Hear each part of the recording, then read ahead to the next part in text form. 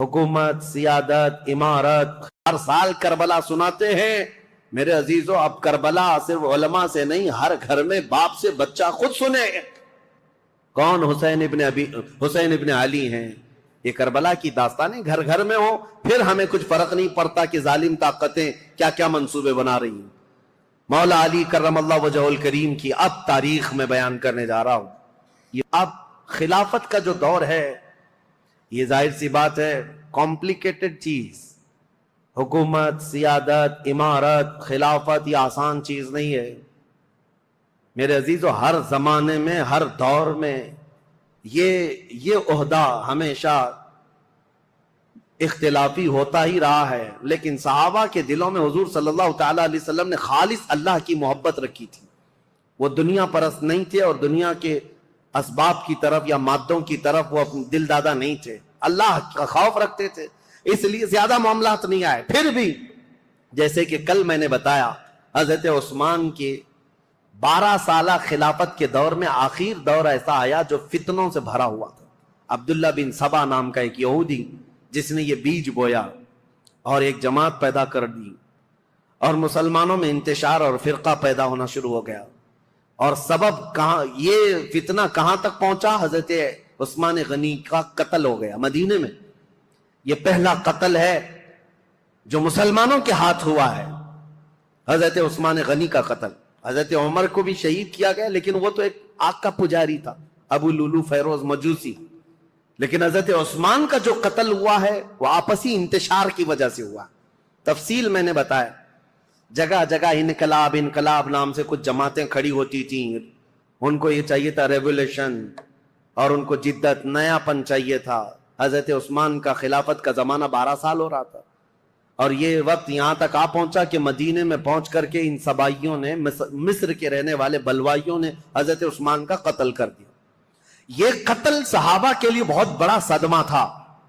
جتنے بڑے صحابہ تھے اس قتل کے خلاف تھے.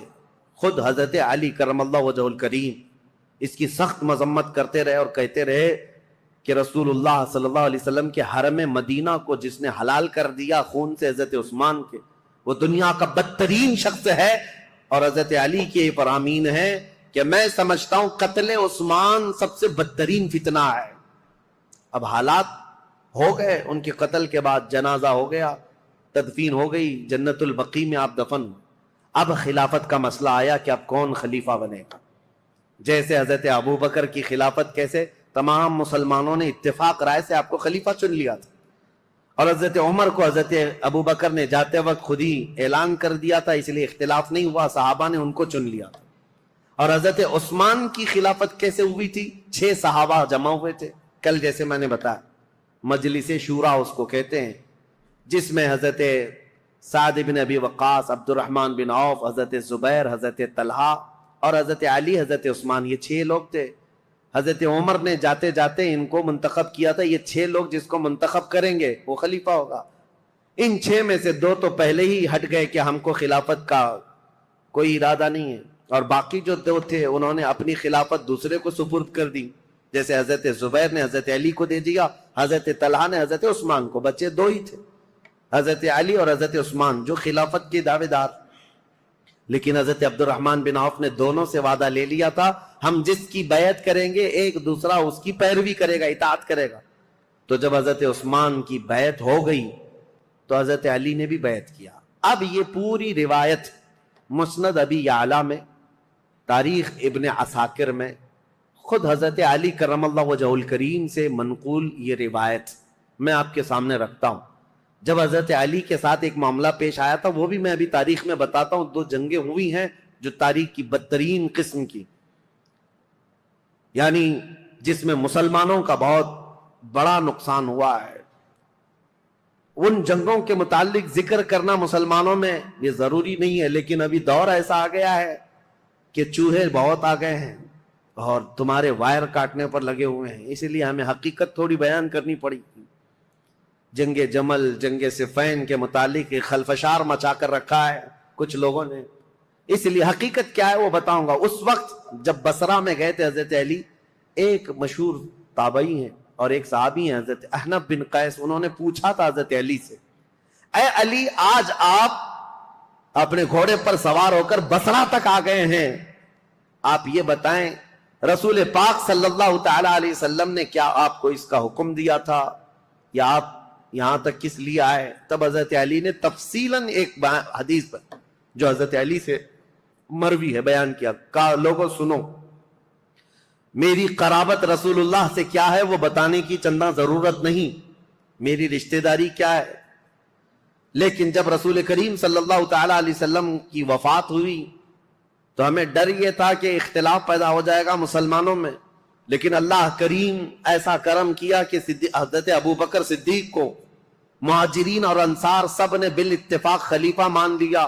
حضرت علی کہتے میں بھی اس میں تھا، میں نے بھی حضرت ابو بکر کی خلافت کو تسلیم کیا، اور صرف اتنا نہیں کہ نہ چاہتے ہوئے، بلکہ حضرت علی کہتے وہ اس کے اہل تھے اور اس کے حقدار تھے، ان سے افضل ہم میں کوئی نہیں تھا، میں نے ان کی خلافت کو تسلیم کیا۔ اور جب انہوں نے جنگوں میں شرکت کا کہا، میں نے جنگوں میں شرکت کی، جتنا انہوں نے مجھے حصہ دیا میں اس میں سے حصہ لیتا رہا، لیکن جب حضرت ابو بکر صدیق کا انتقال ہوا تو حضرت علی کہتے ہیں میرے دل میں یہ خیال تھا، لیکن حضرت ابو بکر نے جانے سے پہلے ایک وصیت کر دی تھی مسلمانوں کو حضرت عمر کے نام پر کہ عمر بن خطاب کو میں صحیح سمجھتا ہوں، تم لوگ اپنا اس کو منتخب کر لو۔ تو حضرت علی کہتے ہیں حضرت ابو بکر کی ہم حد درجہ تعظیم کرتے تھے، اس لیے ان کے فرمان کے آگے کوئی جا نہیں سکتا تھا، حضرت عمر کو ہم نے خلیفہ بنایا۔ حضرت علی کہتے ہیں میں نے حضرت عمر کے 10 سالہ زمانے میں جتنی جنگیں انہوں نے مجھے جہاں جہاں بھیجا میں نے شرکت کی، جو مال غنیمت ملتا تھا ان کی طرف سے میں نے سب لیا، اور ہر چیز میں ان کے شانہ بشانہ رہا۔ پھر جب حضرت عمر کا انتقال ہوا تو وہ کہتے ہیں کہ وہ مجلس سے شورا بنا کر گئے تھے 6 لوگوں کی، اس میں میں بھی تھا، اور اس میں 6 لوگوں میں جب انتخاب کرنے کی بات آئی تو 2 ہٹ گئے اور 2 نے ہمارے حوالے کر دیا، لاسٹ میں 2 بچ گئے، علی اور عثمان رضی اللہ تعالیٰ عنہما۔ حضرت علی کہتے ہیں چونکہ عبد الرحمن بن عوف نے مجھ سے یہ وعدہ لیا تھا، وہ 6 میں سے ایک صحابی عبد الرحمن بن عوف بھی ہیں، انہوں نے حضرت علی سے وعدہ لیا تھا اے علی اگر آپ کے علاوہ میں کسی اور کے ہاتھ میں بیعت کروں تو کیا آپ اس کے خلاف جائیں گے؟ حضرت علی کہتے ہیں ہرگز نہیں جاؤں گا، آپ جس کی بیعت کو قبول کریں گے میں بھی اس کی بیعت کو قبول کروں گا۔ حضرت علی کہتے ہیں جب عبد الرحمن بن عوف نے مجھ سے یہ وعدہ لیا تھا اور وعدے کے بعد انہوں نے حضرت عثمان کے ہاتھ میں بیعت کر لی تو میں اپنے وعدے کے خلاف نہیں جا سکتا، میں نے بھی حضرت عثمان کے ہاتھ میں بیعت کر لی۔ یہ حضرت علی کی خود بیان کردہ روایت میں آپ کے سامنے رکھ رہا ہوں۔ اور پھر 12 سال گزر گئے حضرت عثمان کے۔ حضرت علی کہتے ہیں پھر حالات ایسے سنگین ہو گئے کہ حضرت عثمان کا قتل ہو گیا، جو بالکل میرے وہم و گمان میں نہ تھا کہ قتل تک ہو جائے گا۔ معاملات بدل رہے تھے، فتنہ پھیل چکا تھا، لیکن اتنے سنگین حالات بن گئے کہ ان کا قتل ہو گیا، جس سے ہم ہرگز راضی نہیں۔ اب اس کے بعد بات آتی ہے خلیفہ چننے کی۔ حضرت زبیر، حضرت طلحہ، یہ 2 ایسے صحابہ ہیں جو عشرہ مبشرہ میں سے رسول اللہ صلی اللہ علیہ وسلم نے جن کو دنیا میں جنت کی بشارت دی، ان میں 2 یہ ہیں۔ یہ صحابہ بڑے صحابہ کہلاتے تھے، مدینے میں جتنے تھے سب آئے، سب آ کر حضرت علی کے پاس کہنے لگے آپ اپنی بیعت کا اعلان کر دیں اور آپ خلیفہ ہیں۔ حضرت علی نے کہا مجھے اس کی خواہش نہیں، میں خلیفہ کی بجائے وزیر بننا پسند کروں گا، تم میں سے جو چاہے خلیفہ بن جاؤ۔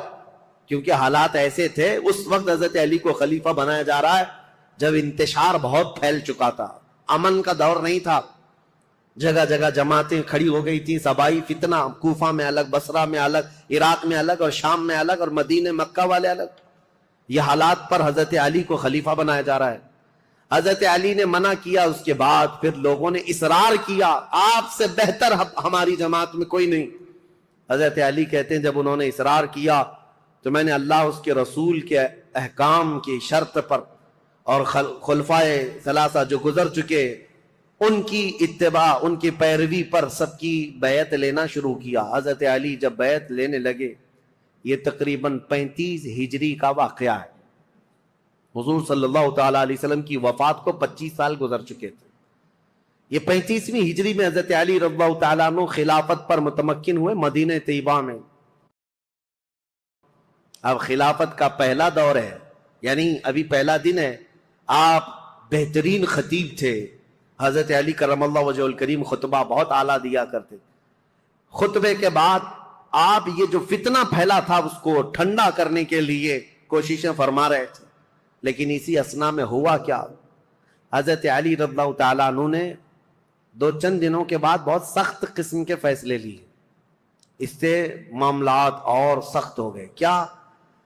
آپ نے ملک شام کے گورنر امیر معاویہ رضی اللہ تعالیٰ, جو 22 سال سے گورنر تھے حضرت عمر کے زمانے سے, حضرت علی یہ کہتے تھے کہ اب ان کو گورنری سے میں معزول کرتا ہوں. حضرت امیر معاویہ کو اور مصر کے گورنر کو اور کئی جگہ کے گورنروں کو ایک ساتھ معزول کرنے کے لیٹر آپ نے جاری کر دی. جبکہ جو اکابر صحابہ تھے اس میں حضرت ابو موسیٰ اشعری, حضرت عمرو بن عاص, کئی صحابہ آ کر آپ کو مشورہ یہ دے رہے تھے کہ اس وقت یہ فیصلہ لینا اچھا نہیں, حالات بہت بگڑے ہوئے. حضرت عثمان کا قتل ہوا ہے, پہلے آپ اپنی بیعت سب سے لے لیجئے, اس کے بعد ان کے معزول کرنے کا حکم جاری کیجئے. حضرت علی نے حالات کی سنگینی کے اعتبار سے یہ خط جاری تو کر دیا, لیٹر بھیج دیا. پھر میں کہتا ہوں ادب کا دائرہ ساتھ رکھنا ہے سنیوں, تولنا نہیں صحابہ کو ادھر ادھر. حالات جو ہوئے جیسے ہوئے, لیکن وہ رسول اللہ کے صحابہ ہیں. ان کے اختلافات یا ان کے مشاجرات کو بیان کرنا ہی حرام ہے, لیکن یہاں تاریخی سچائیاں تمہارے ذہنوں میں رہیں, اس لیے میں یہ عرض کر رہا ہوں تاکہ کوئی دوسرا چوہا آ کر کے تمہیں کبھی اس کے بارے میں کبھی اس کے بارے میں نہ بیان کرتے. جیسے حضرت امیر معاویہ کو ٹرول کرتے کرتے آج اتنی گندی باتیں کہنے لگ گئے لوگ جو حقیقت میں ہے نہیں. ہاں کچھ معاملات تو ہوئے ہیں لیکن ایسے نہیں ہیں. حضرت علی نے ان کی معزولی کا لیٹر جاری کیا, حالات سنگین ہو گئے. ظاہر سی بات ہے 22 سال سے وہ گورنر تھے. اب یہاں حالات یہ ہو گئے کہ حضرت امیر معاویہ نے سب سے پہلے یہ اعلان کیا کہ حضرت علی اب خلیفہ اگر ہو گئے ہیں تو ان کی خلافت کا پہلا کام یہ ہونا چاہیے جنہوں نے حضرت عثمان ابن عفان کو قتل کیا, پہلے ان قاتلوں کو پکڑ کر قصاص لینا چاہیے. خلیفہ اسلام کا قتل ہوا ہے, عام آدمی کا قتل نہیں ہوا ہے.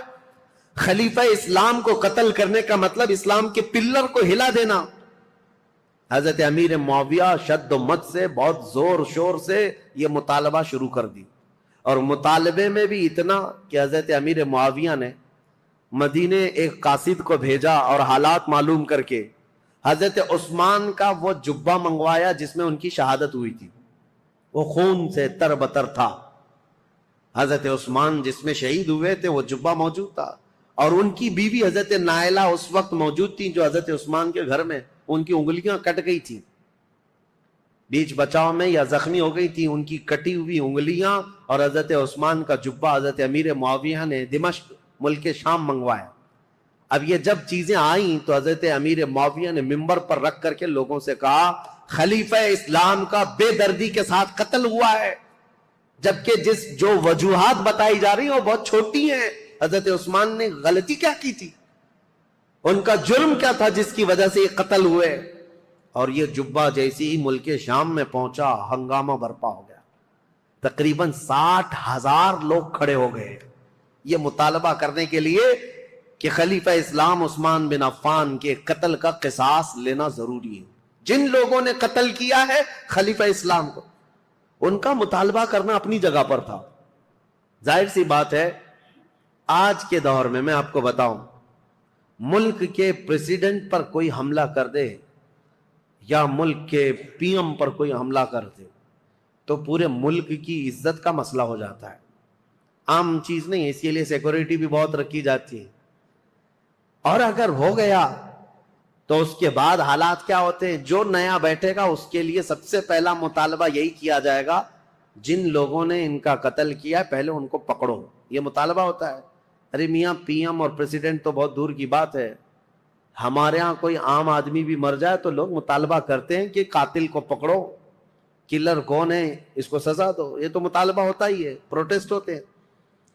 تو حضرت امیر معاویہ کا مطالبہ بہت تیزی سے بڑھتا چلا گیا. اب دیکھیں میں حالات آپ کو سمجھا رہا ہوں. حضرت علی کے ساتھ کیا معاملات تھے. جیسے ہی مدینے میں آپ نے باغ ڈور سنبھالی, آپ کے لیے حالات یہ تھے کہ صحیح طریقے سے قاتل کون ہے یہ کسی کو معلوم ہی نہیں تھا، آج تک نہیں معلوم، تو کیونکہ اس گھر میں حضرت عثمان ابن عفان کی بیوی حضرت نائلہ اکیلی تھیں، وہ بہت پردہ دار عورت تھیں. انہوں نے بیان کیا حضرت علی کے سامنے کہ محمد بن ابو بکر چھت سے داخل ہوئے تھے، یہ تو میں نے دیکھا ہے. اور انہوں نے حضرت عثمان کی داڑھی بھی پکڑی تھی، لیکن حضرت عثمان نے ایک جملہ کہا تھا کہ تیرے باپ ابو بکر ہوتے تو یہاں تک تیری حرکت نہ ہو سکتی. یہ سن کر محمد بن ابو بکر چلے گئے اور دروازے پر کھڑے ہو کر وہ رو کر توبہ کرنے لگے. لیکن ان کے ساتھ انجان دو آدمی بھی آئے تھے، میں انہیں نہیں جانتی ہوں نہ پہچانتی ہوں کون لوگ ہیں. اور اس کے بعد حضرت نائلہ جو حضرت عثمان کی بیوی اس وقت جو موجود تھی وہ کہتی ہیں قتل ہونے کے وقت میں وہاں موجود نہیں تھی، قتل ہو گیا. حضرت علی کے سامنے یہ مقدمہ ہے، بڑا سخت ہے، کسی انجان کو قتل تو نہیں کر سکتے پکڑ کر کے پوری جماعت کو. ظاہر سی بات ہے آپ موب لنچنگ بھی ہو جاتی ہے تو اس پورے موب کو جو ہے نا سزا نہیں دیتے حکومت، پرٹیکولر ایک آدمی کون ہے جو مرڈر کیا ہے اس کو پکڑنا ضروری ہوتا ہے. موب کا جو حملہ ہوتا ہے یہ سب لوگ اس میں شریک ہوتے ہیں. سزائیں چھوٹی چھوٹی ہو سکتی ہیں لیکن مرڈر کا جو جرم ہے وہ سب پر نہیں آتا. اس وقت حضرت علی کے ساتھ یہ معاملہ تھا کہ حقیقت میں قاتل کون ہے یہ نہیں معلوم. تو سیدنا علی بن ابی طالب مدینے کے سارے صحابہ سے کہہ رہے تھے کہ میں بھی حضرت عثمان کے قتل کا قصاص لینا چاہتا ہوں، لیکن قاتل پکڑ کر کے تو لائیں. لوگوں نے کہا یہ مصر کے لوگ تھے، بلوائی تھے، ان سب کو پکڑ کے سزا دیجیے. حضرت علی کہتے ہیں وہ ایسی جماعت سے جن پر میرا قابو نہیں ہے، ابھی ابھی خلیفہ بنے ہیں اور مصر میں نیا اسلام ہے. یہ بلوائی یہ جتنے ہیں وہاں پر ایک فتنہ بھی پیدا ہو چکا تھا، تو وہ جدت پسند لوگ تھے، نئے نئے قسم کے اسلام میں آئے ہوئے تھے. حضرت علی ان مصلحتوں کو دیکھ کر خون عثمان کا بدلہ لینے میں آپ نے فرمایا کہ اس کو بعد میں حالات کے ٹھنڈے ہو جانے کے بعد لیا جائے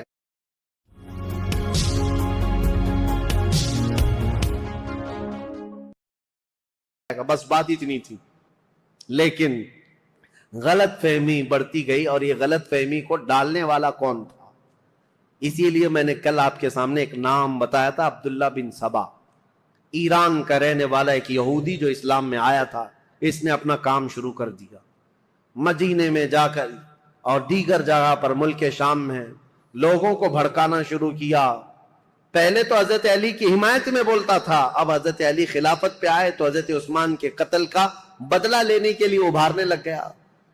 اب ہوا یہ کہ حضرت عائشہ صدیقہ رضی اللہ تعالیٰ عنہ، ان کا بھی کردار ہے تاریخ میں، ام المومنین ہے، زبان نہ کھولنا ان کے لیے بھی گستاخی کے لیے، ایمان برباد ہو جائے گا. ام المومنین رسول اللہ صلی اللہ علیہ وسلم کی محبوبہ ہیں، زوجہ ہیں. یہ حج پر گئی ہوئی تھیں اور حج سے واپس آنے کے وقت حضرت عثمان کا قتل ہو گیا تھا اور یہ خبر حضرت عائشہ کو پہنچ گئی. حضرت عائشہ کا مقام تھا صحابہ میں سب میں بھی، کیونکہ ام المومنین نے سب لوگ احترام کرتے تھے. حضرت عائشہ کے پاس جب یہ خبر پہنچی تو حضرت زبیر اور حضرت طلحہ یہ دونوں حضرت علی کے ہاتھ پر بیعت کر چکے تھے مدینے میں، لیکن حالات جب سنگین ہونے لگے تو یہ مدینہ چھوڑ کر مکہ چلے گئے. کون؟ یہ بڑے دو صحابہ عشرہ مبشرہ میں. حضرت زبیر حضور صلی اللہ تعالیٰ علیہ وسلم کے یہ بھی بھائی لگتے ہیں، پھوپھی کے بیٹے ہیں، سگی پھوپھی کے بیٹے ہیں حضرت زبیر. جیسے حضرت علی چاچا کے بیٹے ہیں، حضرت زبیر پھوپھی کے بیٹے ہیں. تو حضرت زبیر اور حضرت طلحہ دونوں مکہ چلے گئے اور یہ دونوں جا کر حضرت عائشہ سے ملاقات کیا پردے میں اور ان کو حالات بتائے مدینے میں کیا کیا ہوا، حضرت عثمان کا قتل کیسے ہوا.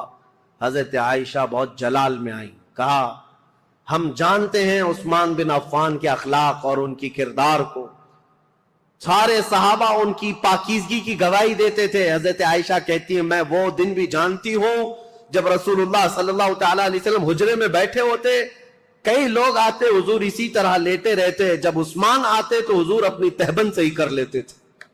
حضرت عائشہ کہتی ہیں میں گواہ ہوں اور میں پوچھتی یا رسول اللہ عثمان کے آنے پر اپنی تہبند آپ پیر سے نیچے تک کرتے ہیں اور اٹھ کر بیٹھتے ہیں، کیوں ایسا؟ حضرت عثمان کے متعلق حضور نے فرمایا اے عائشہ کیا میں اس سے حیا نہ کروں جس سے اللہ کے فرشتے حیا کرتے ہیں؟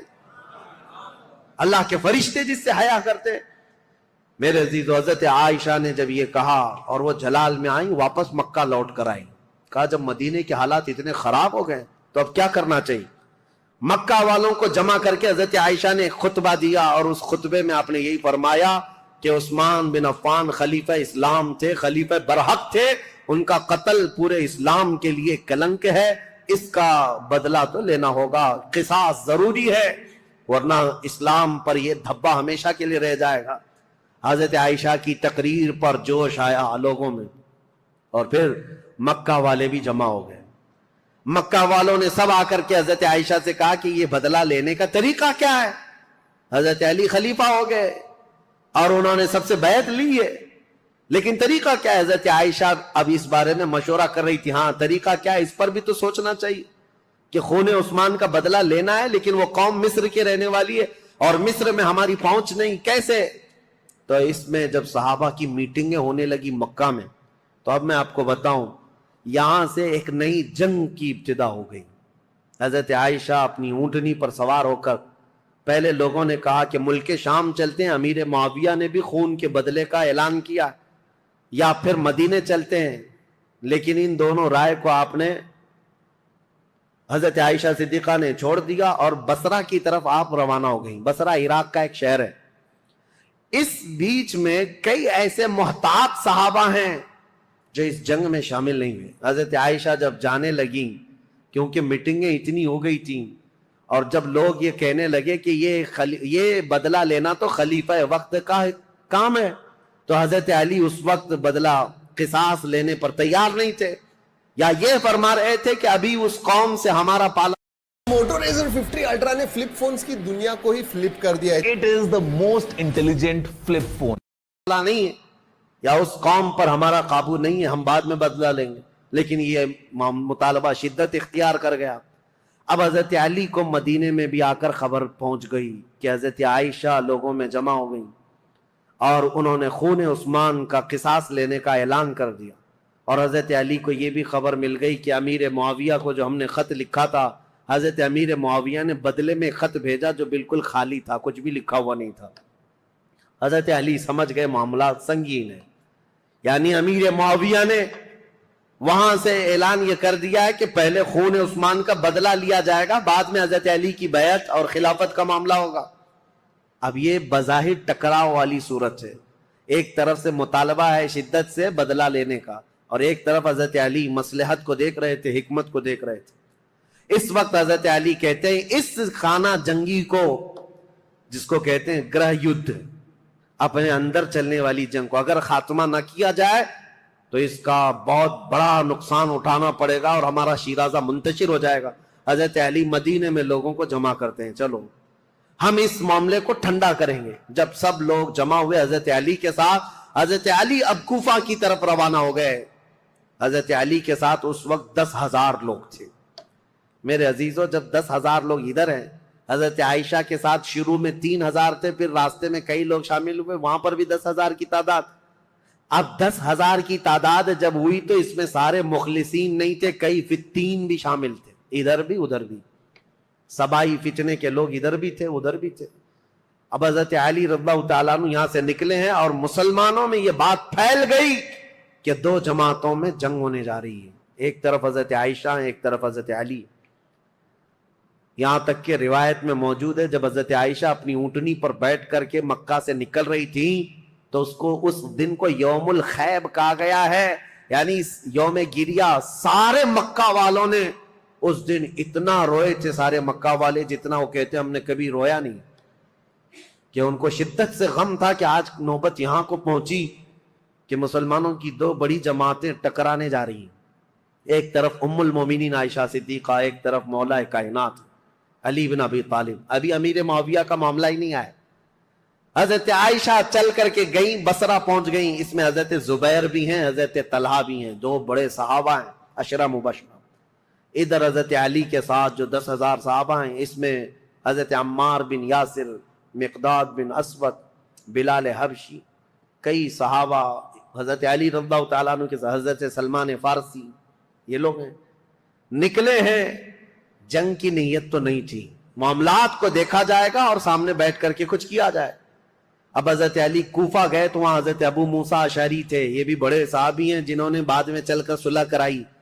یہ کوفہ والوں میں بیان کر کر کے لوگوں کو یہ کہہ رہے تھے کہ اے لوگوں، اپنا ایمان بچانا، آخرت بچانی ہے، تلواریں اپنی نیام میں رکھو، کوئی اپنے گھر سے نہ نکلے، کوئی ان جنگوں میں شرکت نہ کرے.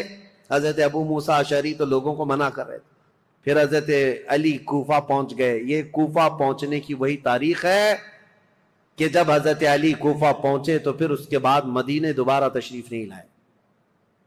یہاں سے حضرت علی کی خلافت کا باضابطہ جو دور کوفہ، جو دارالعاصمہ، دارالخلافہ بنا اسلام کا، حضرت علی جب وہاں آئے تو لوگوں کو آپ کی فوج میں شامل کیا گیا. حالات سنگین ہو رہے ہیں، طاقت کے بل بوتے، طاقت کے زور، اس کو ٹھنڈا کرنا چاہیے. اب اس میں محتاط صحابہ جو تھے ان کی بھی رائے میں بتاتا ہوں.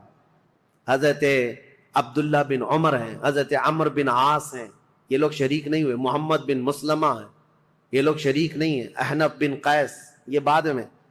ان لوگوں سے حضرت علی نے بلا کر کے کہا بھی تھا کہ تمہاری رائے کیا ہے. حضرت عمر بن عاص نے کہا کہ میں چل تو پڑوں گا آپ کے ساتھ، لیکن بس اتنی شرط ہے آپ مجھے وہ تلوار دیں جو تلوار یہ پہچانتی ہو کون سی گردن مسلمان کی کون سی کافر کی. مجھے وہ تلوار دیجیے، کیونکہ جنگ ہو رہی ہے، دو جماعتیں جو دونوں طرف مسلمان ہیں، صحابہ ادھر بھی ہیں، صحابہ ادھر بھی ہیں. عمر بن عاص نے کہا میرے پاس ایسی تلوار نہیں جو پہچانتی ہو گردن کس کی ہے، اگر یہ مل گئی تو پھر شریک ہو جاؤں. اس کے بعد حضرت محمد بن مسلمہ کو بلا کر پوچھا کہ آپ کیوں نہیں؟ کہا میں نے رسول اللہ صلی اللہ تعالی علیہ وسلم سے سنا تھا، میرے آقا نے فرمایا تھا محمد بن مسلمہ اس تلوار کو کبھی نیچے ہونے نہیں دینا، اعلاء کلمت الحق کے لیے استعمال کرنا، اور جس دن یہ نوبت آ جائے کہ یہ تلوار تجھے کسی مسلمان پر اٹھانی پڑے تو احد پہاڑ کے پاس جا کر کسی پتھر پر تیری تلوار توڑ دینا. محمد بن مسلمہ کہتے ہیں کل رات جا کر میں نے اپنی تلوار توڑ دی. آج نوبت یہاں پہنچ گئی ہے کہ ہمیں تلوار اٹھانی پڑ رہی ہے، میں تو تلوار توڑ چکا ہوں. حضرت عبداللہ بن عمر انہوں نے بھی یہی کہا کہ میں فرق نہیں کر پاؤں گا کہ کون حق پر ہے کون کس پر ہے، اسی لیے میں اس میں شریک نہیں ہوں. کچھ محتاط صحابہ ان میں نہیں آئے، لیکن حضرت علی جب سفر پر روانہ ہو، یاد رکھو مسلمانوں، ایمان کی حفاظت اسی میں ہے، دونوں جگہ کا بیلنس برقرار رکھو، ام المومنین کا بھی مولا کائنات کا بھی، دونوں رسول اللہ کی قرابت دار ہیں، رشتہ دار ہیں. حضرت عائشہ صدیقہ جب آئیں تو اب مشورے ہو رہے تھے، میٹنگیں ہو رہی تھی، ان کے خطبے اتنے پر اثر تھے کہ لوگ جمع ہوئے. جب وہ بصرہ میں گئی تو 12,000 لوگ جمع ہوئے. کہا کہ نہیں، حق پر ہیں، خون عثمان کا بدلہ لینا چاہیے. یہ حالات دیکھ کر کے ایک صحابی ایسے ہیں جن کا بہت بڑا رول ہے، حضرت قعقاع، یہ آئے، حضرت زبیر، حضرت طلحہ، حضرت عائشہ ان کے پاس آئے. کہا اچھا یہ میٹنگ بعد میں ہوئی، اس سے پہلے ایک حادثہ ہو گیا تھا. کیا ہے؟ بصرہ میں جیسی حضرت عائشہ پہنچی تو بصرہ کے جو گورنر تھے وہاں پر، تو جو گورنر تھے وہ حضرت علی کی طرف سے تھے، عثمان بن حنیف. انہوں نے کیا کیا کہ راستہ روکنا ہے ان کا، یہ تو لڑنے کے لیے آئے، تو انہوں نے فوراً ہی جنگ شروع کر دی، جبکہ حضرت علی کے آنے کا انتظار کرنا تھا. تو عثمان بن حنیف نے لوگوں کو اتار دیا، اور جنگ جیسی خالی راستہ روکنے کے لیے شروع ہوئی تھی اس میں 700 لوگ مارے گئے بصرہ کے. اب ظاہر سی بات ہے جب بصرہ میں اتنا بڑا قتل ہو گیا تو جو 12,000 لوگ تھے ان میں سے 6,000 لوگ پھر گئے. کہا یہ تو اپنے ہی لوگوں کا قتل ہو رہا ہے، یہاں اپنے ہی لوگ مر رہے ہیں. تو 6,000 لوگ جب چھوڑ دیے تو حضرت عائشہ کے پاس رات میں حضرت قعقاع آئے. حضرت عائشہ تھی، حضرت زبیر، حضرت طلحہ، یہ تینوں بڑے لوگ بیٹھے تھے. حضرت قعقاع آئے اور کہا دیکھیں کیا حالات بدلتے ہوئے یہاں تک نہیں پہنچے، آپ لوگ تو نکلے تھے عثمان بن عفان کے قتل کا بدلہ لینے کے لیے، لیکن مسئلہ یہاں تک پہنچ گیا کہ جو گورنر بصرہ کے ہیں انہوں نے راستہ روکا، اور ان کے راستہ روکنے کی وجہ سے جو جنگ ہوئی اس میں 700 لوگ مارے گئے. اب ان 700 لوگوں کے مارے جانے کا بدلہ اب کس سے لیا جائے گا؟ ان کا قصاص کس سے لیا جائے گا؟ اب آپ کے ایک ایک فوجی سے وہ قصاص لینا پڑے گا، اتنے مر گئے. تو ڈائیورٹ ہو جائے گا مسئلہ، کہاں آپ کس کام کے لیے نکلے تھے اور کس کام میں آ گئے۔ کل کو اگر گورنر بصرہ کے عثمان بن حنیف کا قتل ہوتا ہے تو پھر یہ مطالبہ بدل جائے گا۔ اب آپ کے بارے میں بھی لوگ یہ کہیں گے تم تو نکلے تھے عثمان بن عفان کے قتل کا بدلہ لینے کے لیے، لیکن تم نے اپنے ہاتھوں سے بصرہ کے گورنر کا قتل کیا، اب ان کا قصاص ہم آپ سے لیں گے، بات تو برابر ہو جائے گی۔ حضرت قعقاع کی یہ باتیں اتنی اثر کر گئیں، حضرت عائشہ نے کہا قعقاع جو کہتے ہیں بالکل سچ ہے، ہمیں جنگ نہیں کرنی چاہیے، ہمیں جنگ نہیں کرنی چاہیے۔ حضرت زبیر، حضرت طلحہ کے پاس بھی وہ آئے، اسی طرح کی تقریر کی، تینوں نے کہا حضرت علی سے ہماری ذاتی کوئی دشمنی نہیں، صرف اسلام کے اس پلر کو کوئی ہلا نہ پائے اس لیے ہمارا یہ مطالبہ تھا، لیکن آپ کی بات صحیح ہے کہ اب یہ جنگ چھڑ جائے تو اپنوں کا قتل بہت زیادہ ہوگا۔ تو حضرت قعقاع سے ان تینوں نے کہا جو باتیں آپ نے ہم سے کی ہیں یہی باتیں علی بن ابی طالب سے بھی کرو، اگر وہ بھی راضی ہیں یہ مصالحت کے لیے تو جنگ کی ضرورت ہی نہیں۔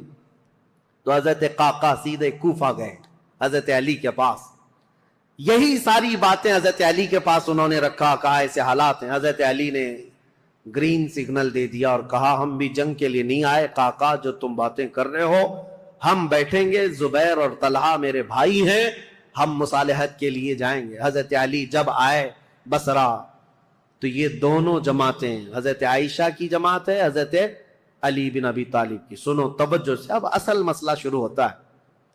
رات کو میٹنگیں ہوئی مصالحت کے لیے، حضرت قعقاع کبھی ادھر گئے کبھی ادھر گئے، دونوں نے رات میں ایگریمنٹ بھی لکھ لیا۔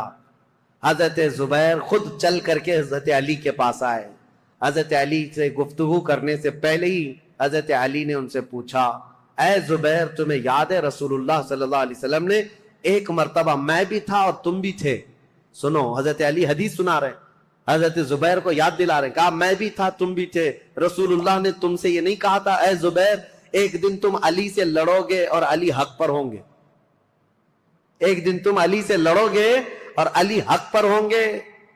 تو حضرت زبیر نے کہا سچ کہا علی تو نے، میں نے رسول اللہ سے سنا تھا۔ کہا حضرت زبیر اسی دن وہاں سے کہتے میں لڑنا نہیں چاہتا تم سے، نکل گئے۔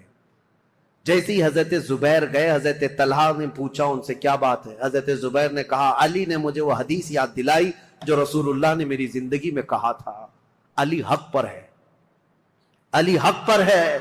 حضرت زبیر چل پڑے تو حضرت طلحہ نے کہا اے زبیر میں بھی اس فعل پر اس کام پر نادم ہوں، شرمندہ ہوں، میں بھی نکل چلتا ہوں۔ یہ رات کی خبر جو ہو رہی تھی حضرت عائشہ رضی اللہ تعالیٰ عنہ کے پاس پہنچی تھی۔ حضرت عائشہ کے ساتھ ایک معاملہ ہوا تھا راستے میں، وہ بھی میں تاریخ میں ہے میں آپ کو بتاتا ہوں۔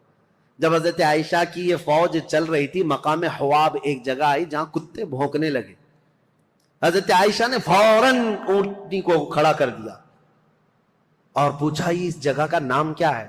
لوگوں نے کہا مقام حواب، تو ڈر گئی، کپ کپی آ گئی جسم میں۔ کہا ماں عائشہ صدیقہ کیا ہوا کیا؟ کہا میں نے رسول اللہ سے ایک حدیث سنی تھی، میرے آقا نے فرمایا اے عائشہ ایک بار تم مسلمانوں کے ساتھ سفر پر ہوگی تو اللہ کی قسم دیتا ہوں اس جماعت میں تم مت جانا جس میں حواب کے کتے بھونکیں گے۔ حضور سے میں نے یہ سنا تھا حواب کے کتے بھونکیں گے جس جماعت میں، اس جماعت میں جانا مت۔ حضرت عائشہ نے کہا کہ اگر یہاں حواب کا مقام ہے تو کتے بھونک رہے ہیں اور میں نہیں چاہتی کہ اس جماعت میں ہوں۔ یہ بصرہ آنے سے پہلے کی بات ہے، لیکن کیا بتائیں جماعت میں فتنہ انگیزی کرنے والے جو سبائی لوگ تھے ان میں 40 لوگ ایسے آئے جنہوں نے اللہ رسول کی قسم اٹھائی، قرآن کی قسم اٹھا کر کہا یہ حواب کا مقام ہے ہی نہیں، حواب ہے نہیں، یہ دوسری جگہ ہے، یہاں کے کتے روز بھونکتے رہتے۔ حضرت عائشہ کو حلف لے کر کے انہوں نے کہا یہ حواب کا مقام نہیں ہے، تب حضرت عائشہ پھر چل پڑی جبکہ وہ مقام حواب ہی تھا۔ حضرت عائشہ جب بصرہ پہنچی تو اب حالات جو مصالحت کے ہو رہے تھے، رات کو ایگریمنٹ لکھ دیا گیا، لیکن جیسے ہی یہ سبائی 3 لوگوں کو پتا چلا دونوں جماعتوں میں صلح ہو رہی ہے تو دونوں جماعتوں میں صلح کی بات سن کر یہ سبائی لوگ جتنے جنگ میں شریک تھے سب کے سب بھڑک اٹھے اور کہا ہم یہاں تک صلح کرنے آئے ہیں، ہم تو ایک دوسرے کی گردن مارنے آئے ہیں، اگر یہ بڑے لوگ صلح کر رہے ہیں تو ہم تو نہیں صلح کریں گے۔ یہ فتنہ اٹھایا گیا، اور صبح ہوتے ہی حضرت زبیر جا رہے تھے، اپنا سامان لے کر اس میدان سے نکل رہے تھے، ایک سبائی شخص آیا اور حضرت زبیر کو پیچھے سے نیزہ مار کر شہید کر دیا۔ رسول اللہ صلی اللہ علیہ وسلم کے بھائی، پھپھیرے بھائی، عشرہ مبشرہ میں سے حضرت زبیر جیسے ہی شہید ہوئے، حضرت طلحہ دوڑتے ہوئے آئے کہ ظالم جماعت نے حضرت زبیر کو مار دیا ہے، رسول اللہ کے اس صحابی کا قتل ہوا، یہ پہلا قتل ہوا ہے۔ جیسی حضرت طلحہ ان کی لاش کے پاس دوڑتے ہوئے آئے، ان سبائیوں نے حضرت طلحہ کی بھی گردن مار دی۔ 2 عشرہ مبشرہ میں سے صحابہ تھے، قتل ہو گئے۔ اب ہوا یہ کہ جیسے ہی حضرت زبیر اور حضرت طلحہ شہید ہوئے تو یہ جو جماعت آئی تھی، ان سب میں یہ اعلان ہوا کہ حضرت علی کے ساتھ جو جماعت آئی ہے انہوں نے وعدہ خلافی کی ہے، رات کو صلح کیا اور صبح قتل کیا ہے۔ اس اعتبار سے جنگ شروع ہو گئی۔ ادھر سے جو حضرت عائشہ کے ساتھ لوگ آئے تھے وہ جنگ میں کود پڑے، اور ادھر سے جو تھے وہ بھی جنگ میں کود پڑے۔ یہ گھمسان کی جنگ چلتی رہی، اتنی سخت جنگ تھی، اتنی سخت جنگ تھی کہ ایک دن کے اندر 12,000 مسلمان قتل ہوئے۔ بہت سخت قسم کی یہ تاریخ ہے۔ یہ مجھے بتانا اس لیے بھی ضروری ہے کہ کوئی اٹھ پٹانگ تمہارے دلوں میں نہ ڈال دے۔ ہوا کیا تھا حقیقت یہ میں بتا رہا ہوں، لیکن حضرت عائشہ رضی اللہ تعالیٰ عنہ اب بات کرنا چاہ رہی ہیں حضرت علی سے، اور حضرت علی عائشہ سے بات کرنا چاہ رہے ہیں۔ بیچ میں راستہ ایسا جنگ کا گھمسان چھڑا ہوا ہے کہ نہ ایک دوسرے سے بات کرنے کا موقع مل رہا ہے۔ یہاں تک کہ حضرت عائشہ کا اونٹ جس پر وہ بیٹھی ہوئی تھی، اس کا نام ہی جنگ جمل ہے۔ جمل عربی میں اونٹ کو کہتے ہیں، نام ہی جنگ کا جمل رکھ دیا گیا کیونکہ اونٹ پر ایک جھوپڑی لگائی جاتی تھی کجاوا، اس میں حضرت عائشہ بیٹھی ہوئی تھی۔ اس اونٹ پر اتنے حملے کر دیے تھے، اتنے حملے کر دیے ادھر کی جماعت والوں نے کہ حضرت عائشہ کی حفاظت کے لیے جو ادھر موجود تھے وہ عزت قبیلے کے لوگ ان میں صرف اونٹ کی حفاظت کے لیے 700 لوگ قتل ہو گئے تھے۔ ایک گرتا تھا، دوسرا پکڑتا تھا، دوسرا گرتا تھا، تیسرا پکڑتا تھا، لیکن ان جان بازوں نے اونٹ کو گرنے نہیں دیا۔ حضرت علی رضی اللہ تعالیٰ عنہ نے پھر حکمت کے ساتھ فرمایا کہ یہ جنگ ختم ہوگی اس وقت جب یہ اونٹ بیٹھے گا، تو اپنی ایک معتمد جماعت کو جو اہل حق تھے ان کو بھیجا کہ جاؤ تم کسی نہ کسی طرح سے اونٹ کو نیچے پیروں کی طرف سے کچھ زخمی کر دو یا کسی طرح اونٹ بیٹھ جائے۔ وہ گئی ایک جماعت حضرت علی کی طرف سے، جنگ کے لیے نہیں، انہوں نے کسی نہ کسی طرح اونٹ کو بٹھا دیا۔ جیسے ہی اونٹ بیٹھ گیا ام المومنین نیچے آئیں۔ اگر حضرت عائشہ صدیقہ کے ساتھ کچھ بھی ہو جاتا امت میں بہت بڑا فتنہ ہوتا۔ رسول اللہ کی زوجہ کے ساتھ اگر کسی نے ہاتھ بھی لگایا ہوتا اس وقت بڑا مسئلہ ہوتا۔ حضرت علی کے لیے کتنا بڑا چیلنج تھا یہ، ان کی خلافت کے دور کا سب سے بڑا چیلنج ہے۔ ایک طرف ام المومنین کی عزت کو بچانا ہے کیونکہ پورے مومنین کا وقار ہے، رسول اللہ کا گھر ہے، تو حضرت علی نے گرنے نہیں دیا۔ اور اس کے بعد حضرت علی رضی اللہ تعالیٰ عنہ نے پیغام بھیجا حضرت عائشہ کو کسی نہ کسی طرح سے اس کجاوے سے نکال کر لایا۔ جیسی نکال کر کے لایا گیا ام المومنین رو رہی تھی۔ حضرت علی کرم اللہ وجہہ الکریم وہاں گئے تو ان کی آنکھوں میں بے اختیار آنسو تھے، پھوٹ کر رو رہے تھے کیونکہ جانتے تھے ایک ہی گھر کے ہیں۔ حضرت علی رضی اللہ تعالیٰ عنہ سے سب سے پہلے حضرت عائشہ کھڑی ہوئی، کہا اے علی بن ابی طالب، صرف ایک غلط فہمی کی وجہ سے یہاں تک معاملہ پہنچ گیا۔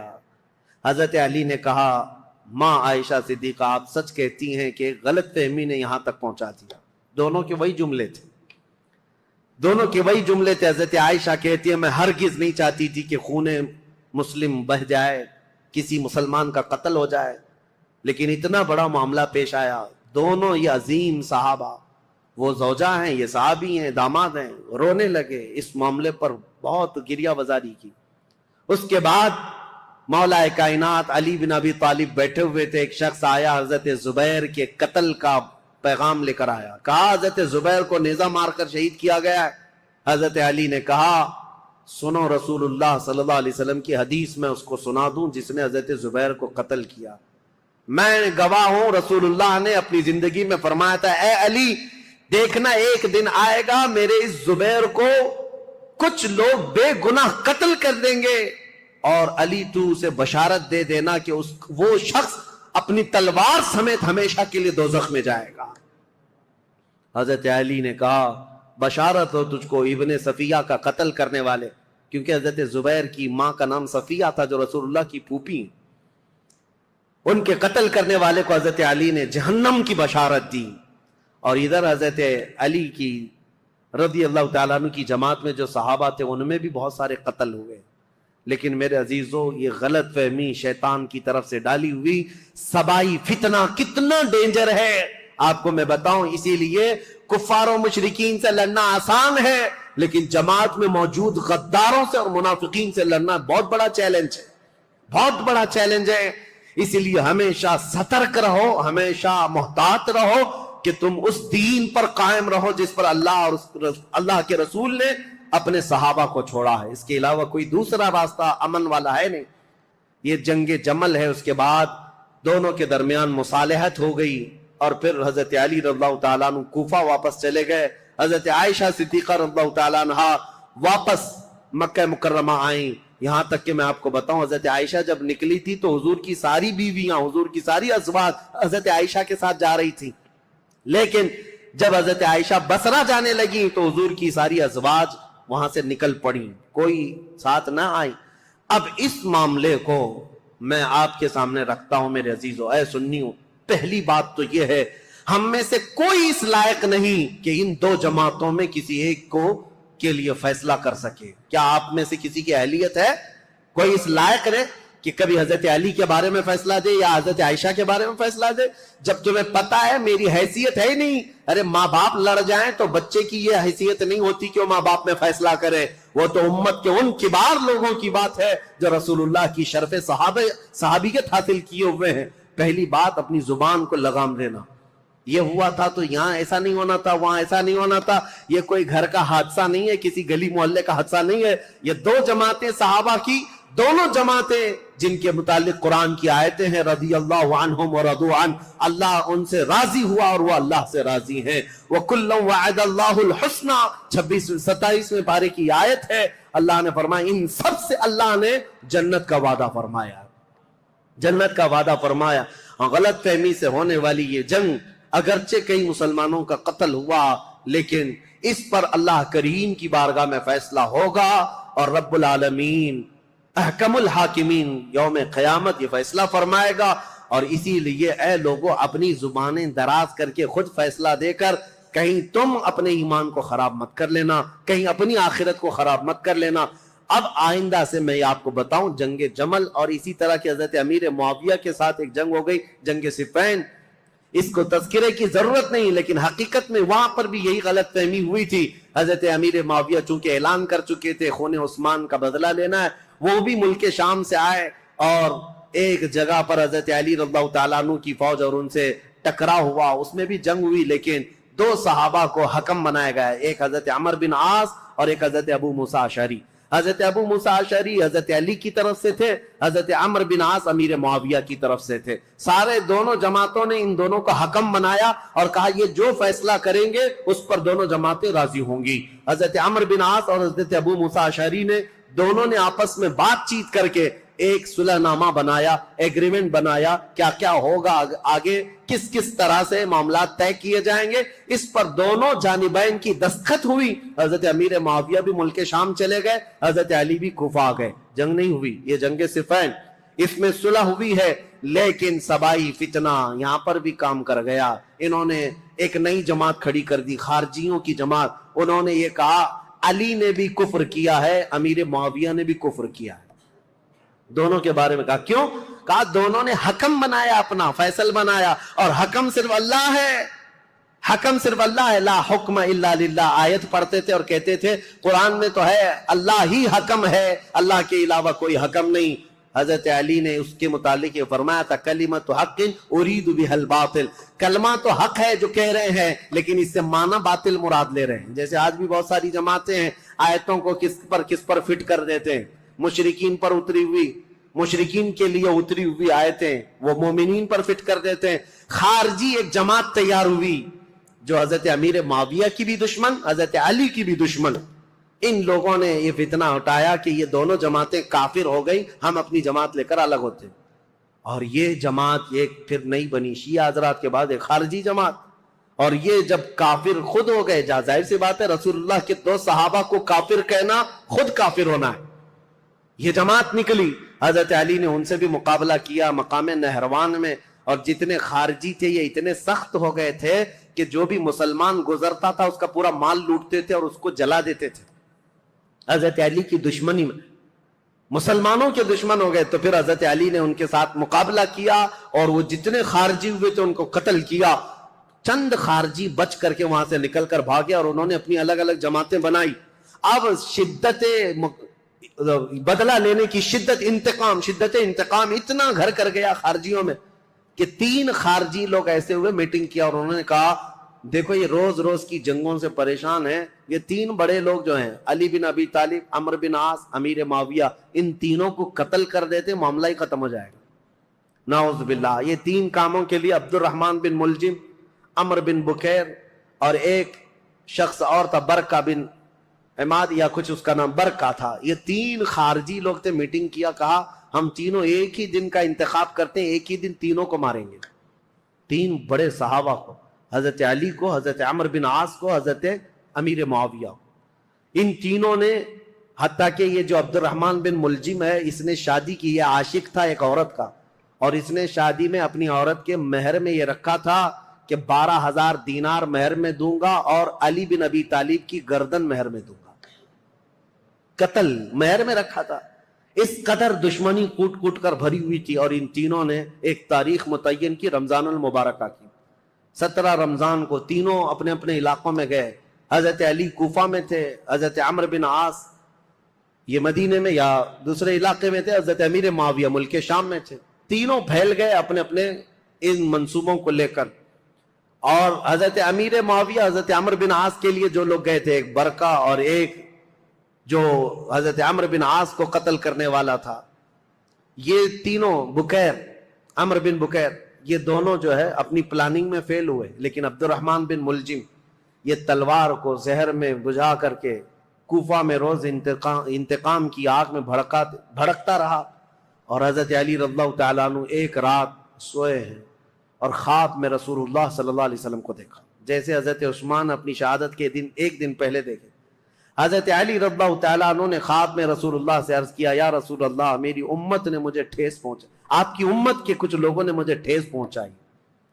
رسول کریم صلی اللہ تعالیٰ علیہ وسلم نے فرمایا، اے علی تم کل کھڑے ہو جانا، ان قریب وہ پوری قوم ہلاک ہوگی جس نے تجھے ٹھیس پہنچائی. رسول کریم صلی اللہ تعالیٰ علیہ وسلم نے فرمایا، اور ان کی زندگی میں ہی یہ حضور نے فرمایا تھا، علی جو جماعت تم سے نفرت کرے گی وہ جہنم میں جائے گی. حضور نے تو منافق کی علامت بھی بتائے، جس کو علی سے بغض ہوگا وہ مومن نہیں منافق ہوگا، زندگی میں فرمایا تھا. تو حضرت علی نے خواب دیکھا، صبح حضرت حسن کو اٹھایا بستر سے، امام حسین کو اٹھایا، کوفہ میں تھے، کہا کہ چلو فجر کی نماز کے لیے جا رہے تھے. اور حضرت علی کی عادت تھی فجر کی نماز کے لیے لوگوں کو جگاتے تھے، ہر گھر سے آواز دیتے تھے زور سے. حضرت حسن اور حضرت حسین کو اٹھایا اور کہا میں نے خواب میں رسول اللہ کو دیکھا ہے، اور رسول پاک صلی اللہ تعالیٰ علیہ وسلم نے مجھ سے یہ فرمایا، وعدہ فرمایا. اور اس کے بعد یہ کہتے ہوئے حضرت علی محراب کی طرف بڑھ رہے تھے سارے لوگوں کو. یہ عبد الرحمن بن ملجم نے حضرت علی کرم اللہ وجہہ الکریم کے چہرے پر وار کیا، اور وہ تلوار سے حضرت علی رضی اللہ تعالیٰ عنہ کے انجانے میں چہرے سے ایسا گھاؤ بیٹھا کہ ایک کے بعد دیگرے کئی حملے کیے نماز پر جانے والے کے لیے. اور اسی وقت حضرت علی رضی اللہ تعالیٰ عنہ کے جسم میں زہر بھی سرایت کر گیا، چہرے سے لے کر حضرت علی رضی اللہ تعالیٰ عنہ کے کندھے تک زخم آیا تھا. آپ زمین پر آ گئے تو آپ کو سارے لوگوں نے اٹھایا. یہ فجر کا وقت تھا، 17 رمضان المبارک کی تاریخ تھی. مولا کائنات علی مرتضیٰ رضی اللہ تعالیٰ عنہ کو گھر لایا گیا تو آپ جام شہادت نوش فرما گئے. اس حیدر کرار فاتح خیبر کی شہادت ہو گئی 17 رمضان کو. مارنے والا قاتل عبد الرحمن بن ملجم، اس کو پکڑ کر کے لوگوں نے ٹکڑے کر دیے تھے اور اس کے ٹکڑے جلا دیے گئے تھے. خارجی تھا، لیکن میرے عزیزوں مولا کرم اللہ وجہ الکریم علی بن ابی طالب کے قتل کے ساتھ ہی اسلام کا تاریخ کا ایک دروازہ بند ہو گیا. یہ ایک ایسا دور تھا جہاں پر خلافت راشدہ ختم ہو گئی. خلفائے راشدین جو 4 ہیں، اور بعض نے حضرت حسن بن ابی طالب کو بھی خلفائے راشدین میں شمار کیا. اب میں یہاں تاریخ کو روک دیتا ہوں اور عرض کرتا ہوں، میرے آقا نے فرمایا تھا کہ میرے بعد 30 سال خلافت ہوگی. الخلافت بعدی 30 ثم الملوک. 30 سال میرے بعد خلافت ہوگی اور اس کے بعد بادشاہت آ جائے گی. اب حساب کرو، سیدنا ابو بکر صدیق کا زمانہ 2.5 سال کا، 2 سال کچھ مہینے. حضرت عمر فاروق رضی اللہ تعالیٰ عنہ کا زمانہ 10 سال، کتنے ہوئے؟ 12.5 سال. حضرت عثمان بن عفان رضی اللہ تعالیٰ عنہ کا زمانہ 12 سال، کتنے ہوئے؟ 24.5 سال. حضرت علی بن ابی طالب رضی اللہ تعالیٰ عنہ کی خلافت کا کل زمانہ 5 سال کچھ مہینے تھا. کتنے ہوئے؟ 29.5 سال. 6 مہینے بچے تھے جس میں حضرت امام حسن خلیفہ ہوئے تھے. اسی لیے بہت سارے مفسرین محدثین یہ کہتے ہیں وہ بھی خلفائے راشدین میں شامل ہیں. 6 مہینے کے بعد انہوں نے خلافت امیر معاویہ کو دے دی تھی. لیکن خلافت کا دروازہ یہاں پر جو راشدہ ہے، خلافت راشدہ بند ہو گیا. خلفائے راشدین کا وہ سنہرا دور ختم ہو گیا. عزیزان گرامی، اسلام کی تاریخ کی وہ سچائیاں ہیں جو ہر جوان کو سننا چاہیے. 17 رمضان کو کوفہ والے کہتے ہیں بدلیاں ایسی چھا گئی تھیں، لگتا تھا کہ لوگ تو لوگ ہیں، آسمان بھی رو پڑا ہے علی بن ابی طالب کی شہادت میں. حضرت علی کرم اللہ وجہ الکریم کا جسد خاکی لایا گیا. امام حسن نے نماز جنازہ پڑھائی، امام حسین نے غسل دیا تھا، اور آپ کو کوفہ شہر کے اسی مسجد کے کنارے دفن کیا گیا تھا. بعض روایات میں ہے آپ کے جسد مبارکہ کو لوگوں سے چھپا کر کے رکھا گیا تھا، کیونکہ خارجی جو جماعت تھی وہ اتنے شدید قسم کی نفرت کر رہے تھے کہ کہیں قبر کو اندھیرے میں کھود کر توہین نہ کریں، بے حرمتی نہ کریں. مولا کائنات علی مرتضیٰ رضی اللہ تعالیٰ عنہ کی قبر مبارکہ کو چھپایا گیا تھا. لیکن بہت ساری روایتیں بتاتی ہیں مقام نجف اشرف جو کوفہ کا حصہ تھا جہاں مولا علی کو دفن کیا گیا، آج بھی امیر المومنین کا دروازہ بڑی شان کے ساتھ کھلا نظر آتا ہے. اور ان کی تربت انور پر جب جھنڈا لہراتا ہے تو میرے عزیزوں، کئی مرتبہ نجف جانے کا موقع ملا، کئی مرتبہ عراق گیا. جب بھی اس لہراتے ہوئے جھنڈے کو دیکھتا ہوں تو خیبر یاد آ جاتا ہے. مولا کائنات کی وہ تلوار کی شکلیں لٹکائی گئی ہیں. اگرچہ شیعہ لوگوں کی وہاں پر حکومت ہے، لیکن حیدر کرار کے دربار میں جاتے ہیں تو دل ہچکولے لینے لگتا ہے اور بدن میں کپکپی آتی ہے. اس دربار میں آئے ہیں جس نے خیبر کے پھاٹک کو ایک ہاتھ سے اکھاڑ کر پھینکا تھا، جس نے اسلام کی تاریخ میں ایک نیا دروازہ کھولا تھا، جس کو رسول اللہ نے اپنی وفات کے وقت تک پسند کیا تھا. آپ کو پتا ہے پیدا ہوئے علی، حضرت علی جس دن پیدا ہوئے رسول اللہ نے اپنا لعاب پاک ان کو چٹایا تھا. روایات یہ ہے حضرت علی نے آنکھیں کھولی نہیں تھی، سب سے پہلے آنکھیں کھولی تو دیکھا تو چہرے رسول کو دیکھا تھا. رسول کریم صلی اللہ تعالیٰ علیہ وسلم کے گھر میں پرورش پائے، اپنے باپ کے گھر میں نہیں، رسول اللہ کے گھر میں. جب رسول اللہ نے اسلام کی دعوت دی، سب سے پہلے اسلام لانے والے علی بن ابی طالب تھے. جنگوں میں ہر جگہ شریک، بدر میں بڑھ کر مقابلہ کرنے والے. احد میں حضرت علی کے جسم پر 18 زخم ایسے تھے جن ہر زخم سے خون رستا تھا. صحابہ کہتے ہیں ہم کہتے تھے علی کو کہ زخموں کی پٹی کر لو، لیکن وہ دوڑے جاتے تھے کہ میں رسول اللہ کو دیکھ لوں. میدان جنگ میں اس طرح ثابت قدم رہنے والے. ایک مرتبہ لوگوں نے کہا حضرت علی ان کے پنڈلی میں ایک تیر ایسا چبھ گیا تھا کہ نکالتے تو گوشت نکل آ جاتا تھا، آپ نکالنے نہیں دے رہے تھے. لوگوں نے کہا علی بن ابی طالب کی اس پنڈلی سے تیر اس وقت نکالو جب یہ نماز پڑھنے کے لیے چلے جائیں، اس لیے کہ نماز میں ایسے محو ہو جاتے تھے، دنیا و ما فیہا سے بے خبر، دنیا میں ہو کیا رہا ہے، کیونکہ وہ اپنے خالق کائنات کے رب کے حضور سجدہ کرتے. جو لوگوں نے یہ کہا حضرت علی جیسی نماز کے لیے رکعت باندھے، ان کی پنڈلی سے یہ تیر کھینچ کر نکالا گیا، اس تیر کے ساتھ گوشت بھی نکل کر کے آ گیا، لیکن ان کی نماز نہیں ٹوٹی. نماز مکمل کیا، سلام پھیرنے کے بعد لوگوں سے پوچھا کس نے میری پنڈلی سے تیر نکالا اور کس وقت نکالا مجھے تو خبر ہی نہ ہوئی۔ وہ حیدر کرار کی نماز تھی، رسول اللہ کے ساتھ ہر گھڑی رہنے والے حضور صلی اللہ تعالی علیہ وسلم نے اپنی عزیز لخت جگر فاطمۃ الزہرا کے لیے کسی کو منتخب کیا تھا، وہ علی بن ابی طالب کو منتخب کیا تھا۔ اور یہ بات بھی بتا دوں، رسول اللہ نے اپنے جانے کے وقت جن لوگوں کا نام فرمایا تھا کہ میں ان لوگوں سے راضی ہوں، وہ کون لوگ تھے جن کے ناموں میں حضرت علی کا نام تھا؟ حضور نے فرمایا میں ان سے راضی ہوں۔ وفات کے وقت بھی رسول اللہ ان سے راضی تھے، اور حضور صلی اللہ تعالی علیہ وسلم کے پردہ کرنے کے بعد جو سعادت حاصل ہوئی حضرت علی کو، حضور صلی اللہ تعالی علیہ وسلم کا کفن حضرت علی نے باندھا تھا، تجہیز و تکفین آپ نے فرمائی تھی، اور رسول کریم صلی اللہ تعالی علیہ وسلم کو آخری مرتبہ قبر انور میں جو اتارا گیا ہے، اس قبر میں اترنے والے بھی علی بن ابی طالب تھے۔